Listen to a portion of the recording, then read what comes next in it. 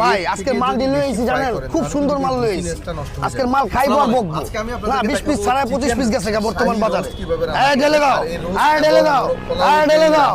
মাল খাই কালারে, মাল খাই কালারে, মাল খাইবো কালারে। 600 পুরান ঢাকার এক ওস্তাদের কাছ থেকে আমি এই রেসিপিটা শেখা। এটা খুবই চমৎকার একটা রেসিপি। সো দেরি না করে শুরু করছি আজকের ভিডিও, কিভাবে শাহী রোস্ট রান্না করবেন। রোস্টের জন্য আমি এখানে 4 মগজ নিচ্ছি 1 টেবিল স্পুন।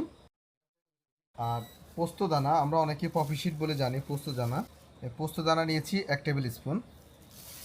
আর লোকাল যে বাদাম আছে, বাংলা বাদাম নিব আমরা 3 টেবিল স্পুন।